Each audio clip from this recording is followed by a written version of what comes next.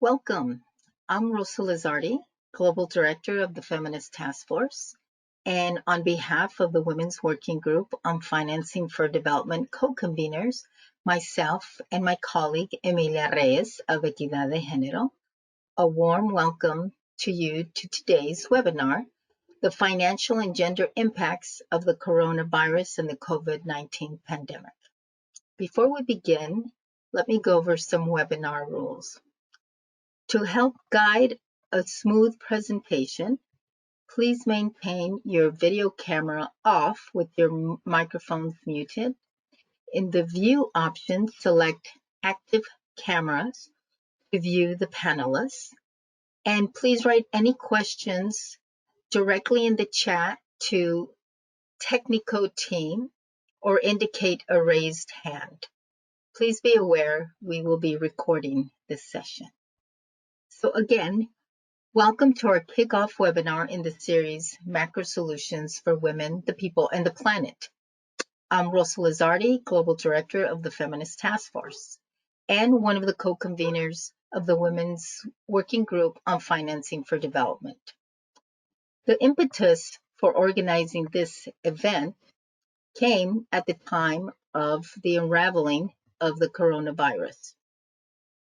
When the global pandemic hit, we began to take note of how this was impacting women. Beyond the health crisis, we were also particularly noting the macro dimensions of the impact. The publication of the 2020 Interagency Task Force report, also referred to as the Financing for Sustainable Development report, and the UN Financing for Development Forum coincided with the unraveling of the pandemic. While we knew there were already alarms ringing about an impending financial crisis and a growing threat of a debt crisis pre-COVID, what we learned in March and April through meetings at the UN and through the Financing for Sustainable Development report was that the true extent of the impact on the global economy was sobering. The heads of the World Bank and IMF were debriefing at the UN with the Secretary General and government leaders on the depth of the potential financial crisis. The Interagency Task Force report had to be updated to correctly reflect the reality of the shifting pandemic impact. One ambassador described the situation as, if we continue at this rate of financial collapse, we may see more people die of hunger than the coronavirus. The cracks in the system had deepened, and the risks had materialized. The global economic recession and financial turmoil from COVID-19 are derailing advances in financing for development, the Addis Ababa Action Agenda. It's collapsing trade and investment and spurring capital flight out of emerging markets.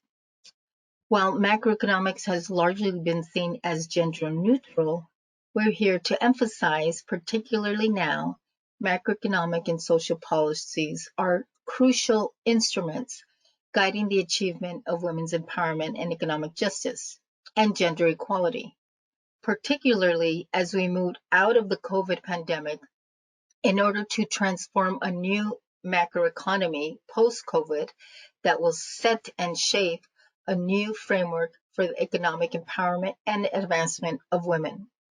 And what has become clear is the gendered nature of this crisis. As COVID-19 plateaus in some countries, research is surfacing to show that women are bearing a disproportionate brunt of the healthcare costs through unpaid domestic and care work, through the inequalities from the sexual division of labor, and through loss of income and jobs. Starting these discussions is part of the transformative work needed as we move out of COVID and into the new normal. As you may know, this is the first in a series of webinars where we will take a deeper dive into the gender impacts of the thematic issues, labor and unpaid domestic care work, the informal economy, also issues of debt, tax, trade, technology, financialization and the financial extractivism, climate finance, global financial architecture and systemic issues, and the digitalization of the economy. So, without further delay, let us continue to the panel. We are searching, as the webinar series is called, for macro solutions for women, people, and the planet. And we are striving to be action-oriented on the macro agendas and the current crises. Let me introduce our first speaker, who will present a lot of vital information, and we hope to be able to extract actionable items from hers and other presentations. So again, thank you for joining, and let us move on with the program. Our first speaker is Cornelia Kuldeve, an Economic Affairs Officer at UNDESA at the Financing for Development Office, where she was the lead researcher in the economics chapter of the Interagency Task Force report. As the lead in the economics chapter, Cornelia became the lead in updating the Finance for Development report, reflecting the impact of COVID-19. We're grateful to have her with us. Welcome, Cornelia.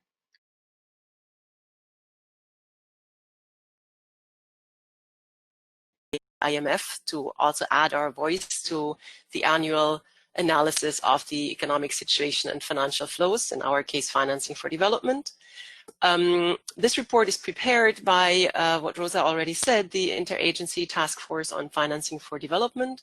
This is a task force that is convened by the Secretary General as a follow-up to the Addis Ababa Action Agenda, which was agreed in 2015 by UN member states to follow up on financing for development flows.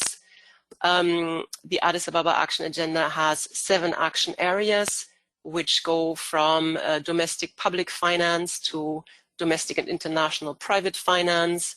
It includes debt, it includes development cooperation and a number of other flows.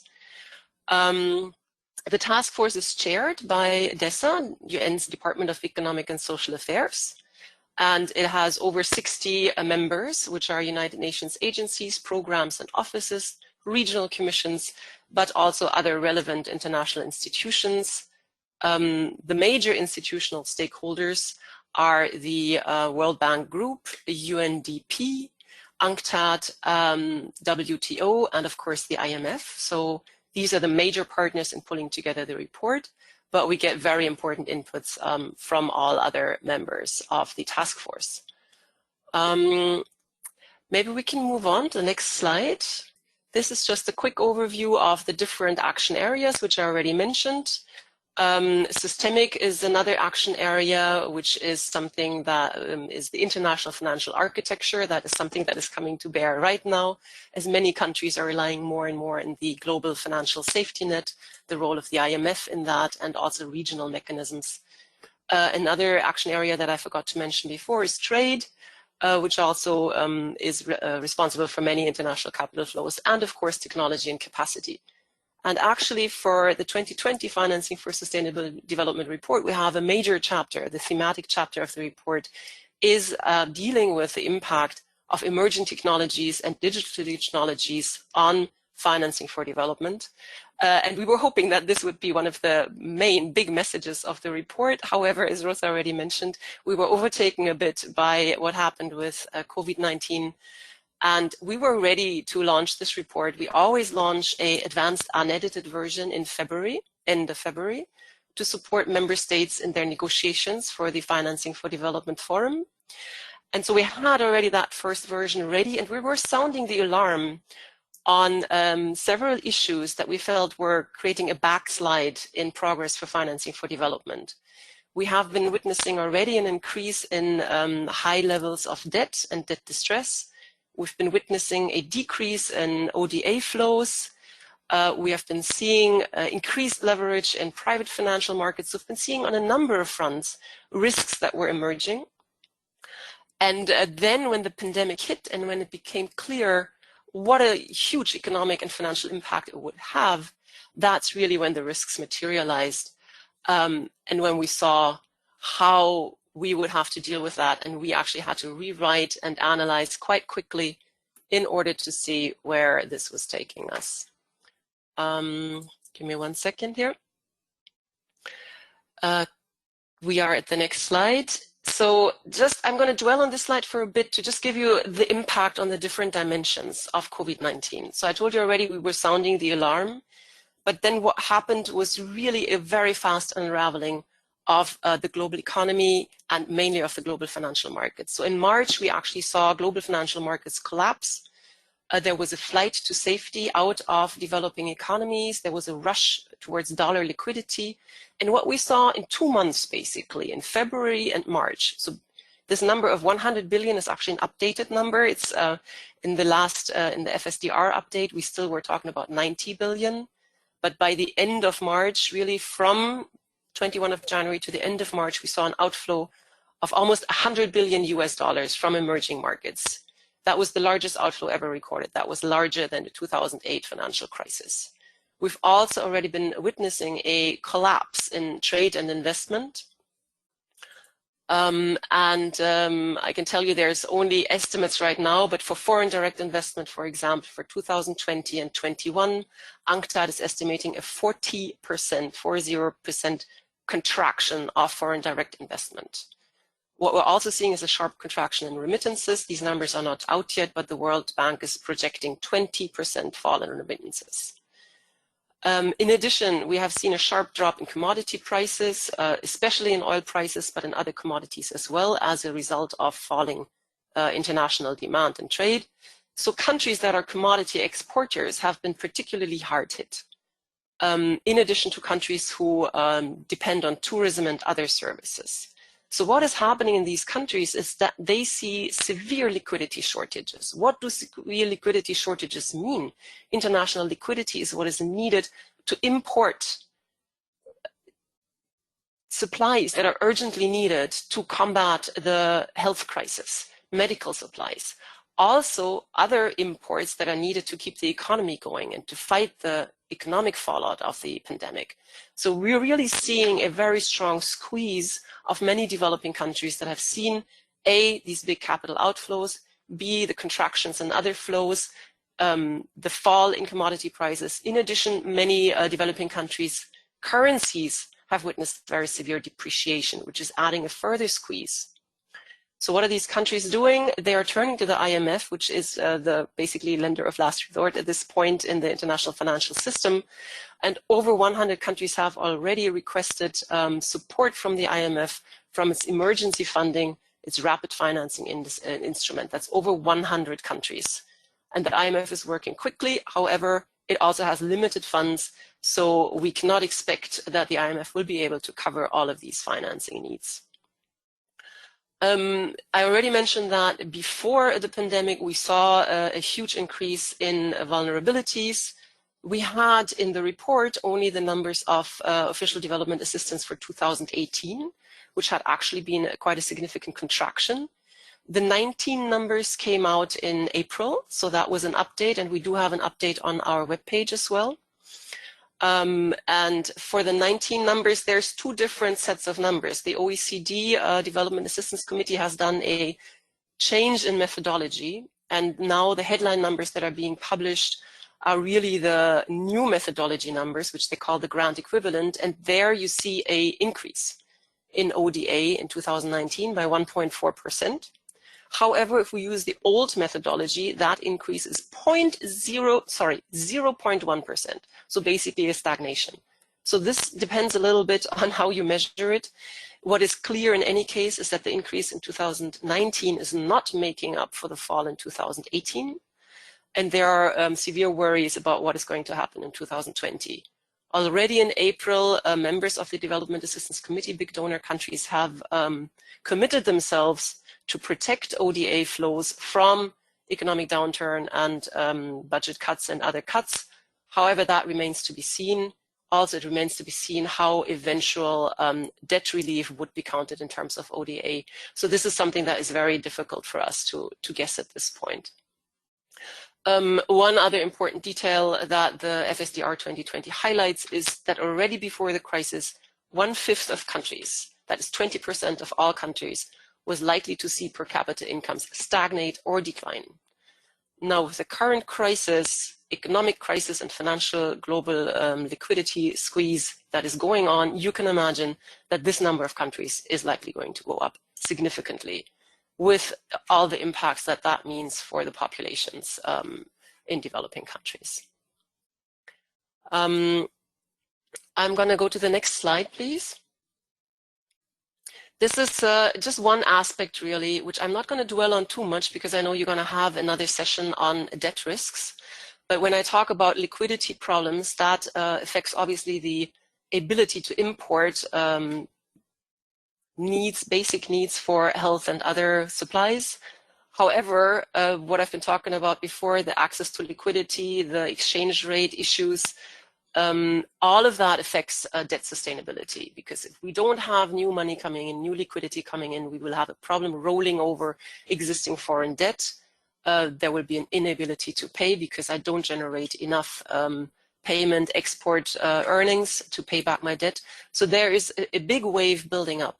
And that wave is also being compounded by fiscal problems. So this really, we see this pandemic affect all the action areas of the Addis agenda. So domestic resource mobilization is also particularly hard hit in many countries at a time when we have very high fiscal spending needs on health and social protection. So what we are expecting is, especially in commodity exporters and other economies that depend on tourism and services, to see these fiscal revenues go down significantly and fiscal deficits to balloon, which is going to compound debt problems. And we see many low-income countries, before the crisis, 44% of them were already at risk or in debt distress. And this is actually a shocking number, 25% of public revenue was already used for payments in frontier economies. Frontier economies are least developed countries and low-income countries that actually raise money on global financial markets. Those are what we call frontier economies. 25% of public finance went for debt payments. Obviously, global debt will rise further, both in low-income countries, where much of the current discussion is being focused. However, also in middle-income countries, we should not forget those countries. Many of them will find themselves in a situation of debt distress. And the increase of debt will hit both the public sector and the private sector as well. And as we see the private sector struggling with higher and higher debt levels and leverage, we also need to prepare ourselves for more and more bankruptcy, which will then again affect the real economy.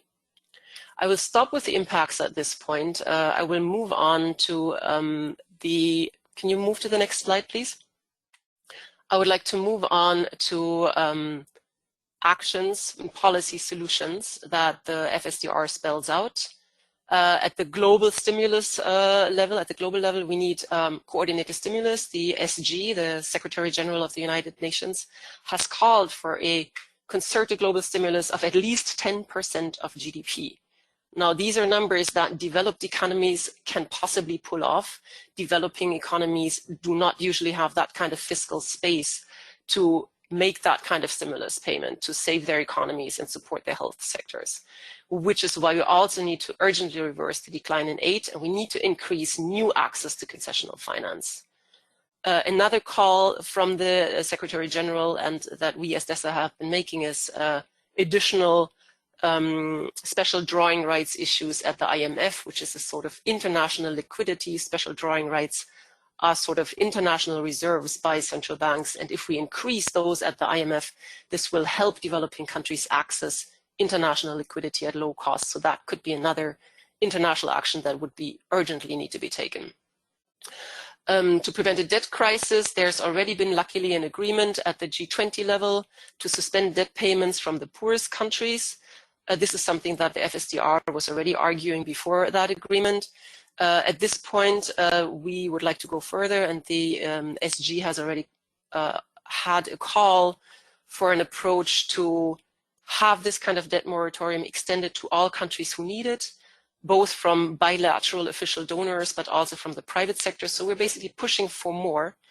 And after an initial debt moratorium, we also need to reassess debt sustainability and revisit debt resolution mechanisms. But this is something that you can go into more depth as the discussions here carry on. These are ongoing discussions at the international level, and we will have to see how this will play out.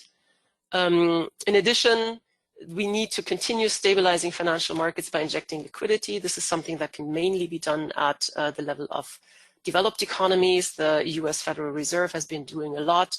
Even the European Central Bank, other developed country central banks have been injecting liquidity. Something that will be important for countries that are faced by capital outflows is that they actually take more active capital account management measures. This is something that is still highly disputed in international circles. There was a time during the Washington Consensus when that was seen as a complete no-go, that capital account management was seen as an intervention in international financial flows that was not acceptable. Since the global financial crisis, even the IMF has come around to see this as an emergency measure that may be needed to decrease volatility, to protect countries from financial volatility and financial sector instability, and also to give policy space back to countries. If they can protect themselves from sudden stops in capital outflows, that is something that will be important as one policy tool in the toolbox. In the medium term, we need to also look at, and I'm coming to the end of my time, right, I think. Great, I'm going to quickly go through medium-term issues that will be limiting overborrowing for non-productive investments. That means decreasing the amount of leverage, and we will need to partner with the private sector to roll over SME debts, small and medium enterprises, and in the medium term to promote sustainable development. And with that, we come to my last slide. And I'm not going to dwell on most of these, but basically, and this is something that Rosa mentioned, we need to look into building back better. Every measure we put into place right now, every policy we put into place right now will have a long-term effect. We cannot think we're doing something now and then later on we're going to do something else, because we're now laying the foundation. And we need to make sure that all our policy responses are inclusive and gender responsive and help those that are most in need. And this continues to go into social protection systems. We need to have investment in sustainable infrastructure. We need to have all these forward-looking investments that can help us get out of this crisis and build a better future. And the digital technologies, I'm not going to dwell too much, but we have seen already during this crisis how they can help. But we also know that they have risks.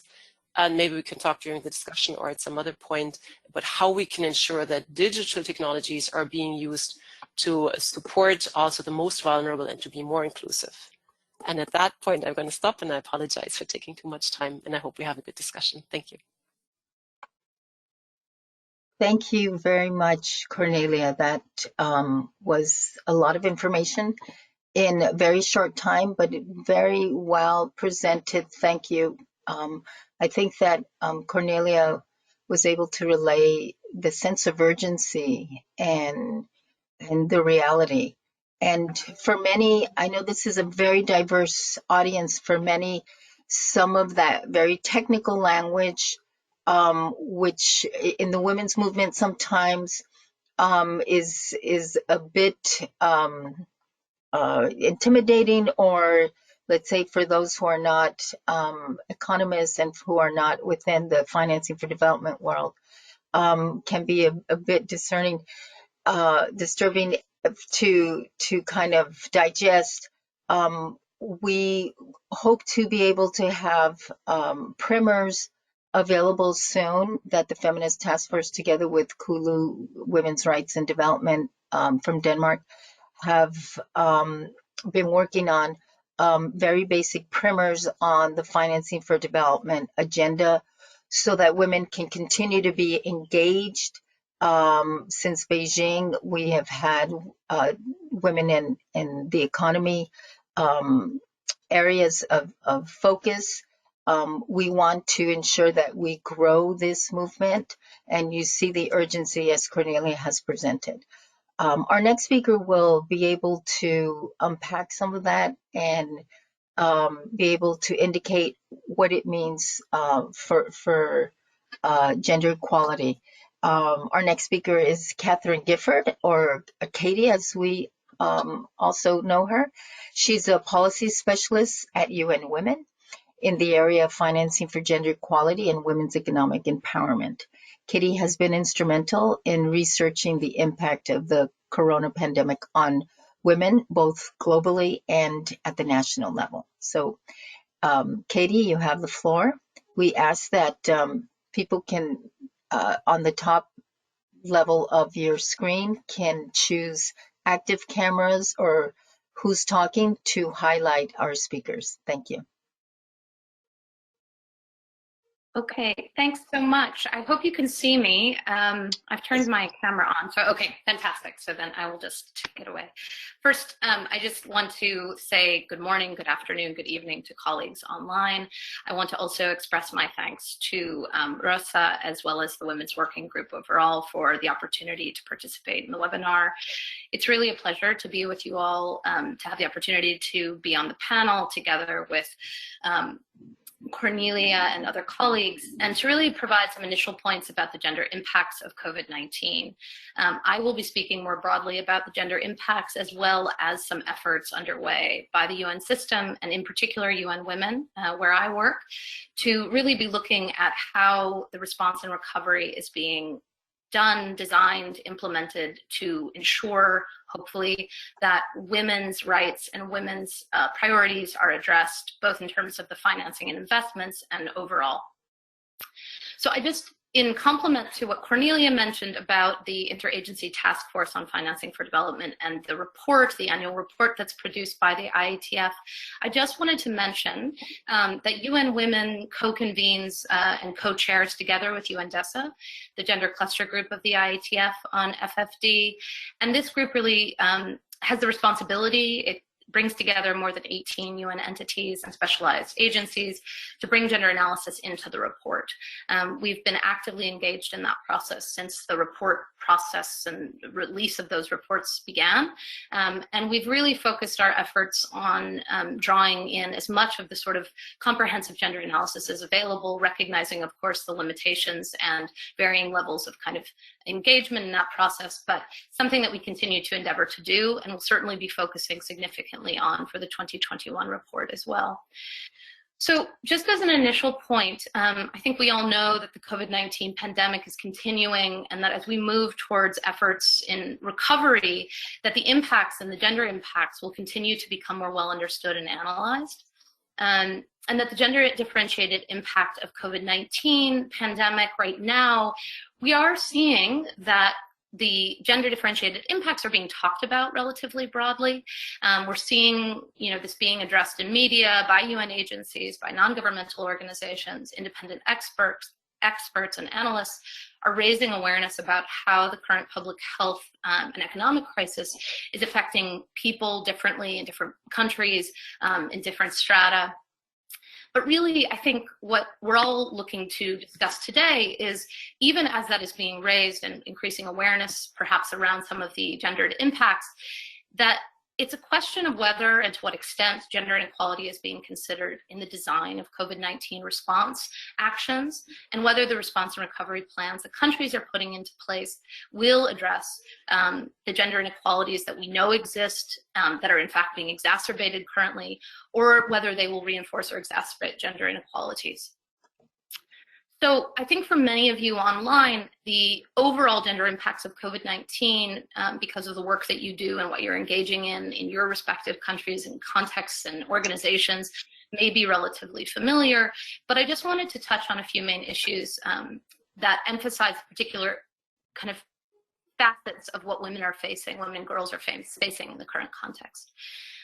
Overall, we know that the pandemic is deepening pre-existing inequalities, as Rosa mentioned, as well as exposing longstanding and entrenched challenges and vulnerabilities in social, political, and economic systems. And we know that in the area of public health and health overall, that gender inequality, and really in all the areas of that we'll be talking about today, it existed prior to COVID-19. However, we do know that it's also being exacerbated and intensified in the current context. We know that more women are frontline health workers, which places them at higher risk of infection. We also know, and some preliminary evidence is emerging, that as more women are nurses, kind of across the board, that some studies are showing that they are less likely to receive personal protective equipment as compared to doctors, who are often, or at times more often, men. And that kind of particular challenge and risk that places women at in terms of the pandemic. And also, of course, the reallocation of resources. So when we're talking about financing and investment choices that countries are having to make to respond to the COVID-19 pandemic, has also oftentimes translated and meant that many necessary services for women and girls are less available. In particular, services such as sexual and reproductive health services. And of course, we know both the short-term and longer-term impacts of the lack of access and affordability and quality of those types of services being available to women and girls. The pandemic, as mentioned, has also shone a light on the unequal care and domestic work that is done by women. We know that as lockdowns have been enforced and the world has turned into the home or inward, that more of this responsibility has been shifted onto women and girls' shoulders. And they were already doing the, quite a bit more, significantly more prior to the pandemic. So we see this in terms of the realities that these care burdens mean for women in terms of having less time, even less time for paid work, often in the midst of endeavoring to juggle full-time work and full-time parenting with limited support, and at times really being put into the situation of having to make determinations about perhaps limiting hours, going on furlough if that option exists, to provide the necessary care within their homes, within their families. And from an economic standpoint, I just wanted to mention a few kind of key issues that women are facing, in terms of intense impacts due to the pandemic. We know that across the board, women are paid less than men for the same work, so they frequently have less accumulated resources to begin with to support themselves and their families during this time. And often as well, due to care responsibilities, they may be more likely to go into part-time work, reduced paid employment to provide that necessary care at home, as I mentioned.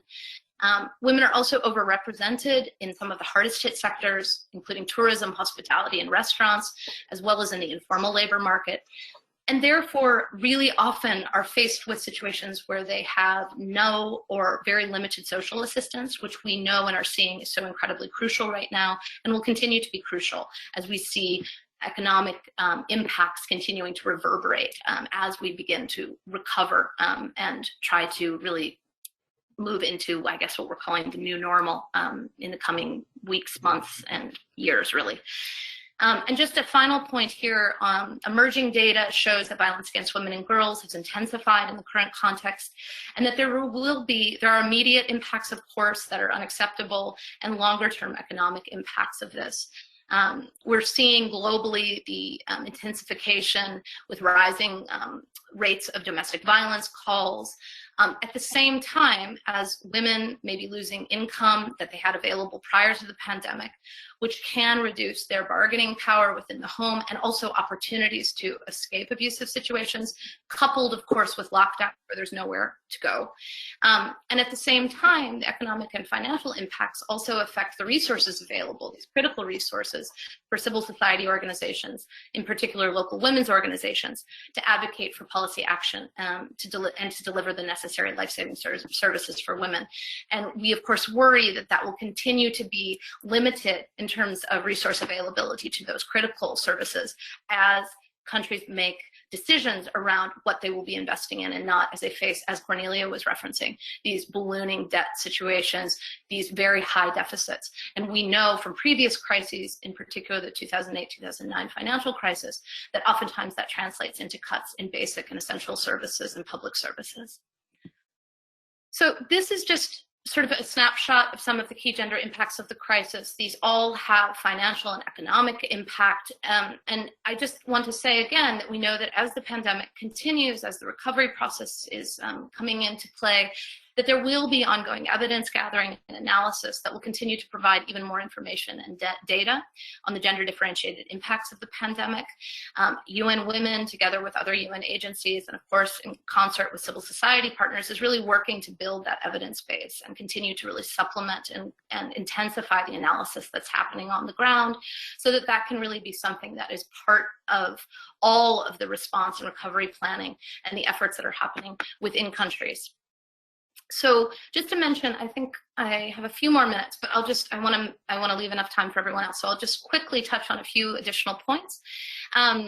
So the UN system and UN Women specifically are working to provide necessary analysis, guidance, and tools to support the efforts of countries to design and deliver gender-responsive COVID-19 response and recovery plans. I believe Cornelia was referencing Secretary General. I just wanted to mention in particular the April 2020 UN framework for the immediate socioeconomic response to COVID-19, which does emphasize the importance that in all contexts, gender equality and the inclusion of women is part and central to the response, both in terms of avoiding backsliding on limited rights gained and to avoid jeopardizing the attainment of the SDGs overall. And also just importantly, the policy brief also released by the Secretary General on the impact of COVID-19 on women, which clearly lays out how the impacts of COVID-19 are exacerbated for women and girls in every part of the world across all spheres of life. That's health, economy, security, social protection, as well as this policy brief does lay out sort of three cross-cutting priorities, both to rectify longstanding inequalities and build a more just and resilient world, as we're talking about these efforts to build back better. And the focus here is on ensuring women's representation in all their diversity in the COVID-19 response and recovery, focusing on transformative change that addresses care, both the paid and unpaid care, because of what we know that means for women's lives, women and girls' lives, and advocating for and supporting gender-responsive COVID-19 support packages, so fiscal stimulus, including social assistance to achieve gender equality, opportunities, and social protection for all. And UN Women, as part of the overall UN response, is really focused on providing policy advice and programmatic interventions with a focus on 5 main priorities that fit within those cross-cutting areas. Addressing gender-based violence, including domestic violence, and ensuring that it's mitigated and reduced. Looking at issues of social protection, and in particular economic stimulus packages, and making sure that those serve women and girls. That people support and practice equal sharing of care work, that women and girls lead and participate in the COVID-19 response planning and decision making, and that data and coordination mechanisms include gender perspectives. And just as a final point, I just wanted to reference some recent work that UN Women is doing, providing guidance and support to our country offices, particularly with a focus on doing analysis of country fiscal stimulus packages to determine which kind of include efforts for governments to look at underlying gender inequalities, the gender differentiated impacts of the crisis, and respond to those as part of their response plan. This is also attending to the issue of existing limitations on fiscal space, as Cornelia mentioned, which is a critical dimension. And then what are the opportunities or options for expanding that fiscal space so that investments are directed to women and most women in most need, as well as really promoting gender equality. This is being done in part through a joint program with the ILO, as well as really being led at the ground level by country offices, UN Women's country offices, in collaboration, of course, with government partners and civil society organizations, to really be looking at issues related to how these packages are designed, how they're implemented, and then looking also, and this is the work that I do specifically, how gender responsive planning and budgeting tools can be applied to monitor the implementation of these packages, to determine the extent to which they are in fact responding to the needs of women and girls, as well as promoting gender equality. So I think I will stop there. I can happily discuss in more detail the work that UN Women is doing, as well as respond to any questions that people may have, but I'd like to stop there and hand over to Rosa. Thanks very much for the opportunity again. Thank you, Katie. That was marvelous to hear. A lot of information again. I want to just let people know that we are documenting this, we are recording it, And we will have summaries of the presenters' presentations for you all to digest. And as Katie has said, have other opportunities where we can really impact this and look at it more closely. Especially, thank you for those 5 areas of focus that where you and women is working. So let me move on to our next speaker, Crystal Simeone. She is a Pan-African feminist activist focused on women's economic justice. Crystal was formerly with Femnet as the lead for women's economic justice, and now she's part of a new venture with NAWI, AfriFem Macroeconomics Collective, and she'll let us know about that. They're strategizing regionally to raise awareness and advocate for women's economic empowerment and women's rights in Africa. So welcome, Crystal. Thank you. I hope you can see me and hear me. Yes, we can. Yes, great. Good evening, good afternoon from Nairobi, where I'm based. As Rosa said, I was formerly with Femnet. I was the head of economic justice there, and I just transitioned this month to a brand new collective that we're setting up on the continent, working on macroeconomic policy from a Pan-African feminist perspective, which is the narrative that I will be speaking today. Which is a double sort of burden, speaking as a feminist, fighting the patriarchy, but also speaking as a Pan-African, fighting very, very neoliberal, neo-colonial systems that find us where we are. And so, as you know, I start this off and I've been thinking about what to speak today, and what comes to mind is constantly the devil is in the details. We can have the greatest dreams, the most progressive aspirations, but the detailing of it is what has led us to the space that we are in now. And the corona crisis, the silver lining of it is it does really show the underbelly of the beast that is capitalism and neoliberalism for what it really is, and the weaknesses it brings to the fore, where actual power is, where the cogs of actual real economies lie. And it's not in imaginary finance that creates value out of almost thin air, but it's in the hard work that people on the ground, everyday citizens, and definitely everyday women are doing, taking care of children, taking care of old people, doing all the grunt work that makes sure that our economies are moving and our societies are moving, our nations, our continents, our world is moving. And something that's curious to me is the power of communities, and at the center of those communities are women. And it's something that African countries have had to learn in very intimate ways without any vertical support from government, after years of taking away from state responsibility through structural adjustment plans that have privatized so much of our lives. And now with the new wave of financialization through, maximizing for development, as the World Bank puts it, and giving us private sector solutions to very public problems, which has shown, which is coming up right now. So, for example, the privatization of healthcare, where the crisis shows that interventions have to be horizontal, they cannot be vertical. You cannot come into, philanthropic capitalists coming in to fund malaria interventions solely and leaving public health largely ignored. And now we're seeing the repercussions of that. On the continent, though, we have an interesting perspective, as we've not been able to institute lockdowns as the rest of the world have been, and that's largely because of the structure of our economies, the structure of our labor markets that is a majority informal and cannot in no way survive if a lockdown was to be put in place.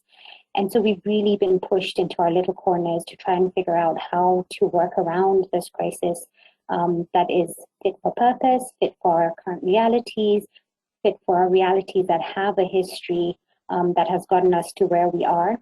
But at the same time, at the beginning of the crisis, with, and somebody said something and said, former British colonies have a very similar trajectory in terms of violence from the state on the people. And where I live in Kenya, in the first days of the virus, of the crisis, we had more people being killed by police brutality than the virus itself. And so I question how we're going to reverse back out of this policing state framing that is now sort of accepted and normalized, and a lot of the time is meted out on women, for example. With Nairobi, Kenya has a curfew from 5 p.m. to 7 a.m., from 7 p.m. to 5 a.m. But you question, what happens to pregnant mothers that need to go to hospital? We question rising cases of GBV, of women that are trapped in homes that they otherwise would have been able to get away from or navigate space. But within a very small space, you're locked in. And what does that mean? And with a state that is not responding, does not have gender as a priority in its planning, an underfunding of gender ministries has meant that advisory capacity just isn't there in moments of crisis like this, and there's just not enough people at tables to make sure that there's priority given to gender priorities and perspectives. But as a silver lining, though, we are now seeing something interesting, and our countries are being able to do things that previously we were told we were definitely not able to do. We told ourselves we were not able to do, and suddenly now we're able to manufacture our own masks, our own PPPs, and this is a result of a global value chain that is falling apart, and that we cannot access any of these goods in the international market. And so we're really left on our own to really figure it out. And it's interesting to say that we're able to do a lot of these things. But as I reflected back on the devil being in the details, Africa is just beginning to roll out the Africa Continental Free Trade Agreement. And as we all know, once you hear free trade agreement, red flags rise up.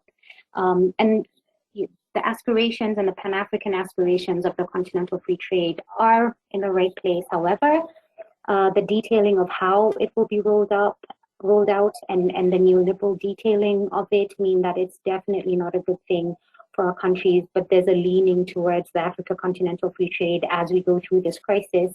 And the narrative is, with Africa locked out of global supply chains when other countries really need all they can get, we really need to bolster up our Africa Continental Free Trade Agreement and really hasten the implementation of it. And so we really need to be careful about what this crisis is opening up in terms of neoliberal agendas that had been sort of hanging around, and now this gives them impetus to really roll out. I think I spoke about the need for horizontal interventions, and this also speaks to the need to really, it gives us the opportunity to really rethink both the role and the character of our state and what that means. One of the previous speakers spoke about debt, and we're pushing, a lot of people on the continent are pushing for beyond just a debt moratorium. We really should be prioritizing a debt cancellation. It opens up a conversation to really begin to look at what we're taking debt for, and how are we putting citizens at the center of this decision making around debt. We've gone through over 20 years of this Africa is rising narrative with rising GDPs, but at the same time, there's been a huge rise in inequality, and at the forefront of that inequality is women and girls of this continent. And so this really offers us an opportunity to really rethink what we're doing and how do we want to be governed. I wonder what multilateralism will look like going forward, especially now as all our countries are so insular, and really just looking inward to solve problems. But how does that face in a world where so many of our problems are a result of a global governance apartheid of decision making? And where does that leave us, especially when the whole world is going through this crisis, and we are definitely going into a complete meltdown economically. I keep saying we can't go back to normal because normal was the problem, but it also means that we need to reflect us as a civil society. We can't go back to normal in terms of how we mobilize, in terms of how we engage. And I think this is an opportunity for us to really think about what we're doing and how we're doing and where our part is in the fight. We need to look at the detailing of things. The conversation about digital technologies came up. The country that I live in, again, has used technology to do contact tracing very efficiently, but there's a complete breach of privacy. And what does that mean going forward when we've now normalized government having access to all our information, all our movement? What does that mean? What is the detailing of that? And how do we balance protecting citizens, as the government claims they're doing, but with protecting citizens' privacy at the same time. At the heart of it, I think, is a global governance system that is showing up as being very, very unequal. Some have, I've said this before, and some have called it a global apartheid of decision-making and governance. And I think this really brings to the fore what that means and questioning. We need to question what communities are again and where we can learn and how to build communities. We need to learn about what horizontal and have conversations about what horizontal approaches mean. I think we need to have conversations about what engagement with government looks like. My government, for example, is completely overwhelmed at points and are making very wrong decisions at some point. But at some points, there are openings for conversation with them and to influence. And we have the information and the data. But also, how do we demystify the economy in the way, that is presented to us constantly? How do you demystify something that appears very technical, but really at the heart of it is a power struggle, and a power struggle that has influence and impact on the quality of lives of everyday citizens, of women. It means, can I afford to go to a quality hospital and get dignified care? Am I living in a dignified home? Do I feel safe? And do I have voice and representation in governance systems that oversee my life? And I think this really presents an opening. As they say, don't let a good crisis go to waste. This is our chance to really take back our world, really, in a way that is fair, that is just, that is inclusive. And it's really opened up to the flaws and failures of neoliberalism and capitalism. And it's a lot harder to argue against it now. So I think there is definitely silver linings. The devil is always, always in the details. We need to be careful about that. But I think we also need to be constantly checking our privilege, but also working in solidarity to make sure that we are moving forward in the right way. Like somebody says, we're laying the foundations for our future generations. And we don't have the luxury of having that go wrong this time. Thank you. Thank you so much, Crystal. That really spoke to the work that all of us are engaged in, putting a real personal face to it, bringing it to really the roots of it, and bringing it to your locality, your country, your continent. And the messaging is very strong. I mean, that the part about demystifying the economy, and really it's about a power struggle. That's what financing for development is about. And that's why we all need to be engaged from every area that we're coming from. So thank you so much for that. So we now have our respondent, Maria Jose Romero.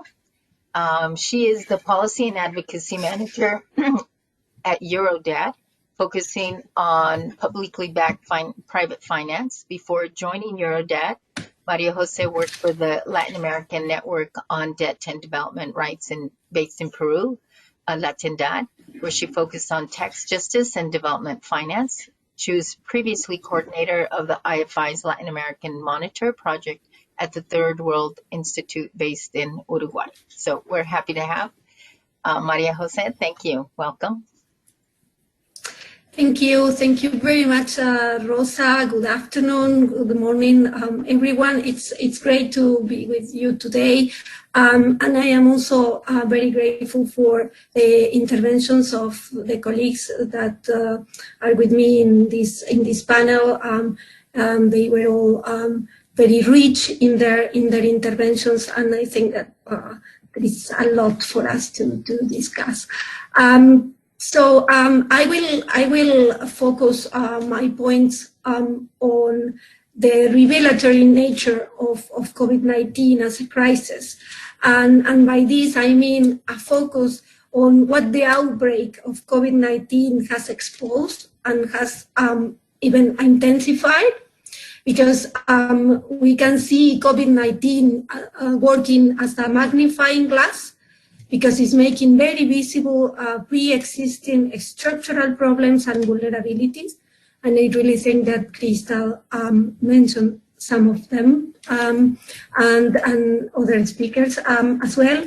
I don't want to repeat some of the things that they said, so I structure my point around 4 key things that refer to these deficiencies, their underlying causes, and what is needed going forward. And on that, I will also try to include some short-term and longer-term measures that are needed to address structural issues.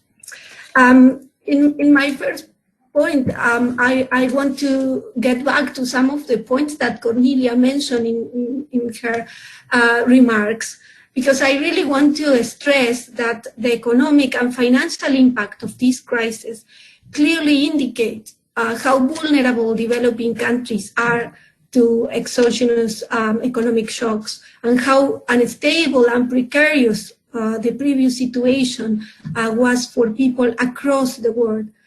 I think that the export-oriented development model, in most cases also commodity-dependent, further intensifies this vulnerability that I am keen on emphasizing. And this refers to systemic problems that have to be addressed. And these are some of the systemic problems that Crystal mentioned.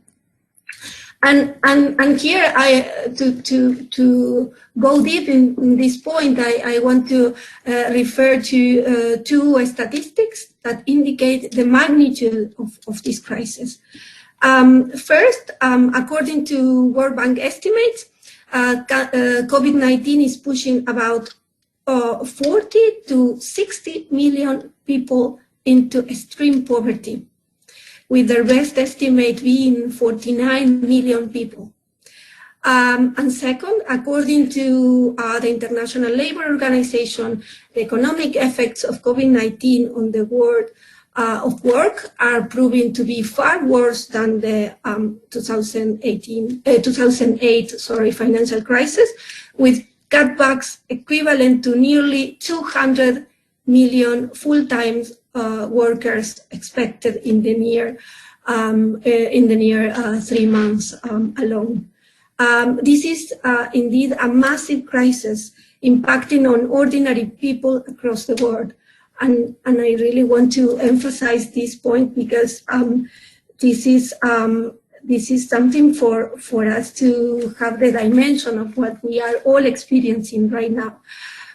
My second point, I really think that something for us to bear in mind is that the outbreak of COVID-19 has exposed and intensified inequality at all levels and in all spheres, with many women facing multiple and intersecting forms of discrimination, for example, on the basis of income, race, ethnicity, etc. So Katie already talked about the differentiated impact on women, but I would like to emphasize some brief points. And the first one is that given the fragmentation of health systems in developing countries, the spread of COVID-19 presents a crucial challenge in terms of access to healthcare.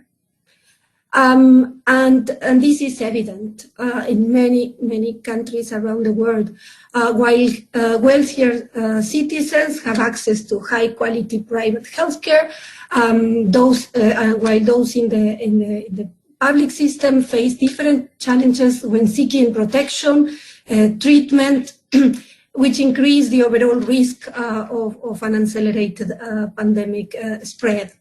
And women are often disproportionately impacted by these, as they are overrepresented in the low-income segments of our societies. But that's not all, because we are also seeing that Latin American indigenous groups, for instance, are marginalized from health services, and discrimination on the grounds of ethnicity remains deeply embedded within Latin American health systems. And this is also visible in the case of the US, where Afro-American groups and Latinos are disproportionately impacted as well. And another important point relates to gender inequality. That relates to gender inequality is in relation to who carries the burden, of social reproduction, who bears that very heavy burden. Lockdown measures in response to COVID-19, particularly with the closure of schools and childcare facilities, have increased unpaid care work, frequently assigned to women. This makes women even more vulnerable to burnout and poor health, and the indirect cost of poor health on households are often greater when women become ill rather than men, given women's role as primary care within the household. So there, as I said, we are seeing how inequality is spread and is at all levels. My third point relates to how the outbreak of COVID-19 has also exposed the precarity of work, which was previously ignored by many. I come from Uruguay, and in Uruguay, I have colleagues from Uruguay participated in this session, and the government was very surprised when they actually realized that there are many people that are in the informal sector. And this is quite shocking because they had been there for many years. COVID-19 has also exposed the lack of progress on universal social protection. And here I will also say, for instance, in the case of Bolivia, where around 80% of the population are self-employed or work as street vendors, many will have to continue to work despite the quarantine. So from this standpoint, working from home is a luxury for many, and we also have to understand that.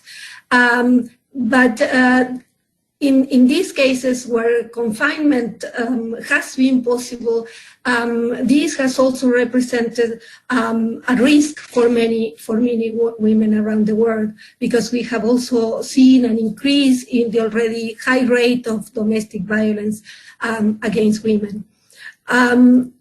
And there are many examples around the world of this, and this is indeed very worrying. My fourth point relates to the outbreak of COVID-19 and how this has exposed the negative impact of austerity policies and the negative impact of an increased reliance on the private sector for the provision of public services. Crystal already mentioned some of these, but I think that it's very important to emphasize that we are seeing the result of many decades of austerity policies that have undermined the capacity of public health systems and of public systems in general to respond to situations like this. Public health systems in many developing countries are and have been already constrained by other diseases. Dengue, tuberculosis, etc., have been pressing these systems. And the IMF and the World Bank have contributed to these policy prescriptions, and they have also contributed to an increased reliance on the private sector to provide services. The most recent World Bank Group strategy, called Maximizing Finance for Development, is a clear indication of the priority role that the institution gives to private finance, including in healthcare, as governments are encouraged to prepare the ground for private care providers through regulatory reforms at different levels, and are also advised to engage in health PPPs. And we have seen from the experience in developed and developing countries that there is very little empirical evidence that PPPs are able to address the challenges that countries face in delivering universal and high quality health coverage. PPPs are usually a very risky business for the public sector and also for citizens. And now in times of crisis, we can also see that the detrimental impact of PPPs can undermine even more public finances. Because in many cases we will have projects with reduced revenues and with increased cost, which are going to impose even a heavy burden on public finances. In case of the Lesotho. Sorry to interrupt, Yes. just to wrap up, please. Thank you. Yes, the hospital PPP project in Lesotho is indeed an example for us all to have in our minds. Looking forward, I think that colleagues have said quite a lot in terms of what type of policy responses we are looking for. I think that it's very important to say here, wrapping up, that we are looking for emergency responses that have to be tied to actions addressing structural issues. We need a people-centered and a feminist approach when thinking about the policy responses. We need to have an ambitious response. We are also asking for actions that avoid going back to a situation in which austerity policies are once again imposed on countries. We are also looking for addressing capital flight problems, addressing tax avoidance, evasion, and illicit financial flows that further undermine the capacity of states to respond. Progressive tax measures provide a key tool to increase government revenues while reducing inequality. And finally, we are also seeing critical that donors fulfill their ODA commitment and development effectiveness commitments.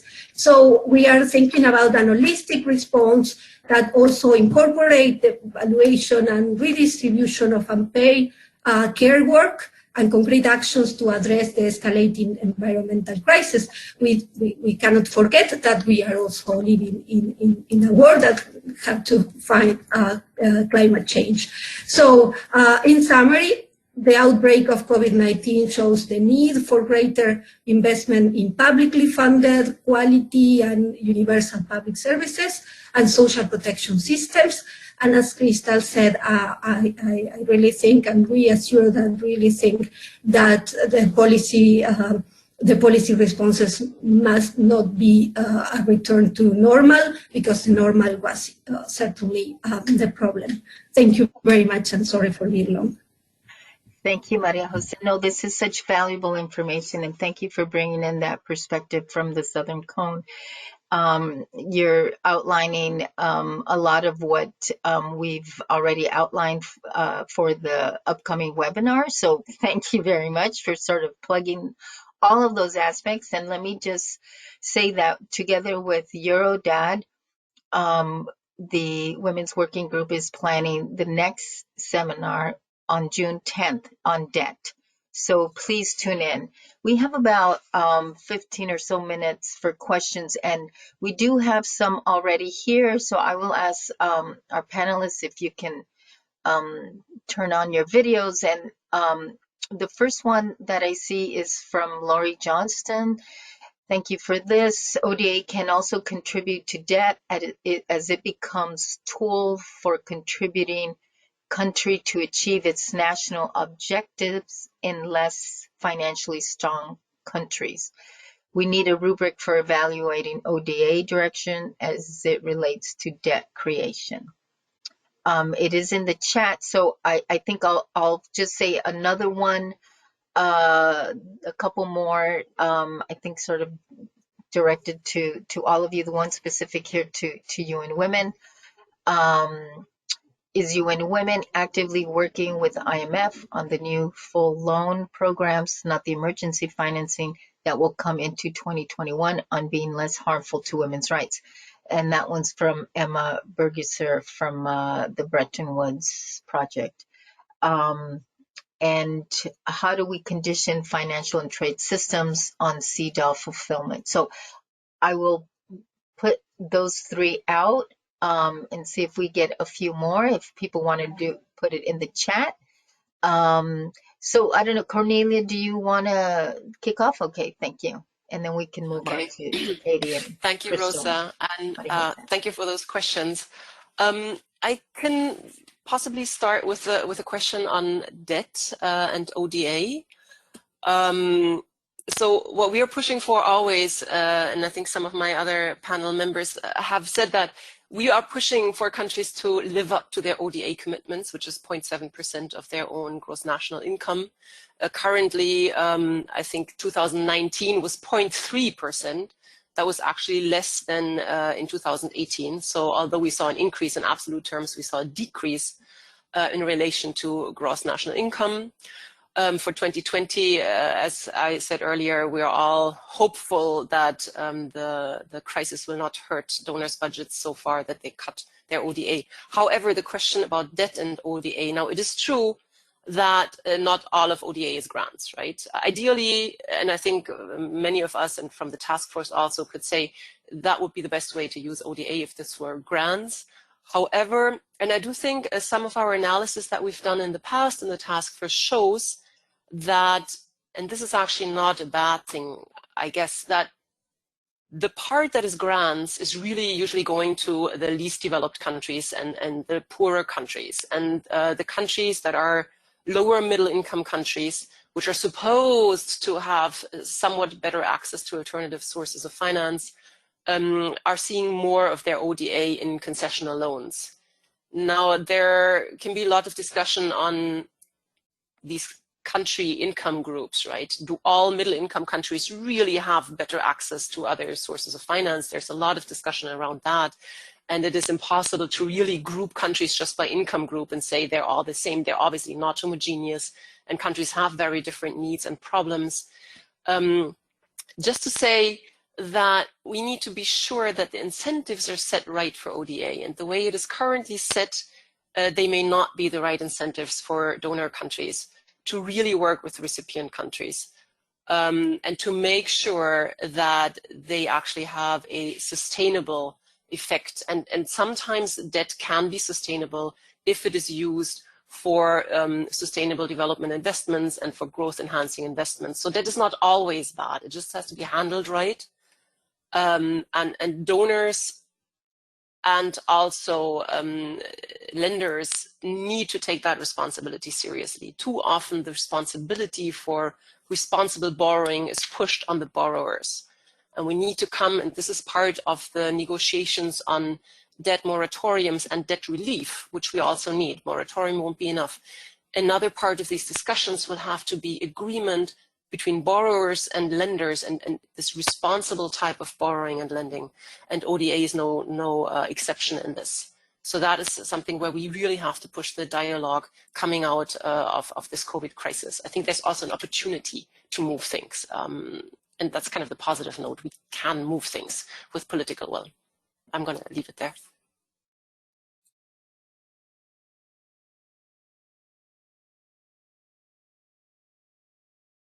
All right, Rosa, you were muted, but I think you're telling me to go. You read my lips. That's great. Thank you. Okay. So I'll just come in quickly. First, I also just wanted to raise the point with regards to ODA, and I mean, I think many on the call are fully aware, but I think it's, it's also about looking at where ODA flows are being directed, right? And the level and extent to which those are actually, being invested in places that are promoting gender equality, that are addressing the issues and, real needs of women. And I think to the point that Maria Jose, as well as other colleagues, are raising about the intersectionalities and how those are being, which sectors are those being targeted to, et cetera. So we at UN Women, together with colleagues at the OECD, really do look at sort of that gender analysis of aid flows. And I think that is really critical continuing and continuing to really intensify that in terms of how those flows then are directed at country level and how those are being directed in terms of, what is needed to fill very critical gaps, as well as, of course, around resources being directed to civil society organizations, women's organizations, and supporting their work. So I just wanted to make that reference. In terms of the question on the IMF, I think it's a really important point. Yes, UN Women does collaborate, a lot of work in terms of kind of efforts to engage with and work with the International Monetary Fund are done at the highest level in terms of, our executive director and the managing director, conversations, discussions, promoting, and of course in all of those, UN Women is really promoting gender responsiveness of IMF efforts. That said, I don't have specific information on what is being done in terms of UN Women's engagement with the IMF, specifically on kind of this next round, I believe is the 2021. So that's certainly something I take note of and something that can be discussed within UN Women and continuing to kind of engage when our senior management is talking to the IMF. At country level, UN Women does engage with and collaborate with the IMF in varying degrees, depending very much upon the country context, as well as the relationships between, country offices, IMF representative kind of at the country level. So that is something that we continue to recognize as critical to engage with. And just to sort of mention, this isn't directly in response to the question, but a lot of the work that I do on gender responsive budgeting, the IMF also has come in quite strongly on gender budgeting. I imagine many colleagues on the line are familiar with the work that the IMF is doing and continues to develop in that. And we really look to ensure that to the extent possible, we engage with the IMF in that, as well as really promoting a people-centered, truly gender responsive planning and budgeting approach, one that's really about human rights and women's rights as the center point. So I'll stop there. I'm happy to respond to other questions if there are those. Great, thank you very much. Crystal and Maria Jose. Okay, great, there you are. Yeah, so I just wanted to maybe comment on ODA, and I think this whole crisis and the questions around ODA reinforces, at least for an African context, Africa loses more through illicit financial flows than we actually receive through ODA. And I think this is an opportune time to really bring that out to the fore. There's the Becky panel, which is a high-level panel on illicit financial flows, which had recommendations, which are still very valid. They're quite a number of years old now, but there hasn't been that much progress in terms of implementation and too much pressure from external forces and a global governance system. It really goes back to the same old problem of a global governance systemic flaw in the way things are decided and who sits at the table of decision making. And as a previous speaker said, debt isn't bad for sure, but I think we really critically need to look at whose priorities are we taking on board as we take this debt. Are we taking debt to build mega infrastructure projects in partnership with private sector? And who does that benefit and whose lives does that change? I think a recalibration of who sits at the center of our decision making again is really, really critical. And a relooking at a global governance system and wondering, questions around the OECD and why they are at the center of decision making with regard to tax, for example. I think is something that we need to be questioning now.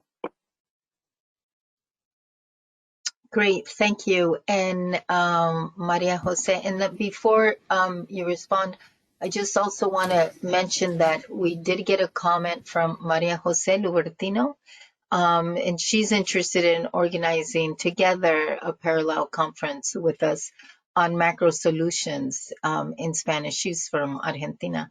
I think that that is, something that there are a number of us who can collaborate on that. I know that Alejandra Scampini from Dawn has also mentioned previously to us about trying to do this type of presentation specifically on, certain issues. Debt, in this case, Maria Jose mentions, is impacting a lot in Latin America and the Caribbean. To do it and to have it in Spanish. I think likewise, maybe looking at, regional, like with Crystal and other partners, regional from Africa would also be a very good idea because there are specific circumstances to the region. So thank you, Maria Jose, for that comment. So Maria Jose Romero, for you now. Thank you. Yeah. Thank you. Thank you very much. I want to briefly comment on the 2 points that were raised, the issue of the ODA and the IMF. On the issue of ODA, as I said, I think that it's very important to keep on asking that donors fulfill their commitments. At this particular time, because they are also facing the crisis at home, I think that we also have to resist the trend that we have seen for so many years now of using ODA to subsidize private investment. This has been a very worrying trend, and we have to watch out what is going on in this field. Developing countries need grants free of conditions, and loans, and dedicating ODA for loans that are going to subsidize private investment is indeed something very, very worrying. And on the issue of the IMF, we have in Europe a team of colleagues that have been monitoring what is going on there. And I think that it's important to bear in mind that the new emergency loans coming from the IMF are sold as conditionally free. But it's very important, as Crystal says, to go into the details, because there are already signs that a new austerity push will come when the health emergency is over. And we have to look at this and all the policy recommendations. The cases of Costa Rica and El Salvador are just one examples for us to have in our minds. And it's important to resist push to get back to austerity. Thank you. Thank you very much. That was very precise. I see that there is one more comment from a previous participant. This is Chanchana, I think from Bangladesh. I would be also interested in hearing information about what Indigenous women are facing, multiple discrimination around the world. And so if any of the speakers in the last couple minutes, I know Maria Jose, thank you for addressing some of that. But I think if any other speaker has any comment on that very quickly, that was the only other comment that I saw here. There's another support also from Yolanda from Eurodad, who also mentioned support for this conference in Spanish. So thank you very much. Also to say that actually this past weekend, the Feminist Task Force did a full conference on Indigenous women, and there will be another one with other partners, co-eds from the Basque Country and our colleagues from Ecuador on June 10th, which I believe is a Saturday. So we will compile this information and put it forth. I don't see any other question in the chat. And if there are any final remarks from the speakers at this time, if you're interested in any final remarks, I think that it's been pretty comprehensive in terms of the messaging, and as my colleague from the tech team has put on the video, there are no further questions. Let me just end by highlighting our webinar series. As mentioned at the very beginning, we are looking at macro solutions, and all the speakers have spoken about this, of how we have to continue to look at macro solutions during this very important time as we move out of COVID, and who knows what will be down the line. But we're looking for people-centered, and many speakers mentioned that, people-centered, feminist-centered, for women, people on the planet, and that is the title of our webinar series. We're also looking for action-oriented dialogues. So what we will be doing is compiling this information, ensuring that all of you receive it. Since you registered, we have your email. The series will next look at debt on June 10th. I want to highlight that because it is kind of around the corner. And then we're going to be looking at intellectual property rights, who will benefit from the new solutions of the pandemic and impending famine. We're going to be looking at redistributive justice, taxation, and the key to unlocking the well-being. Again, touching on those issues of taxation and gender that were mentioned.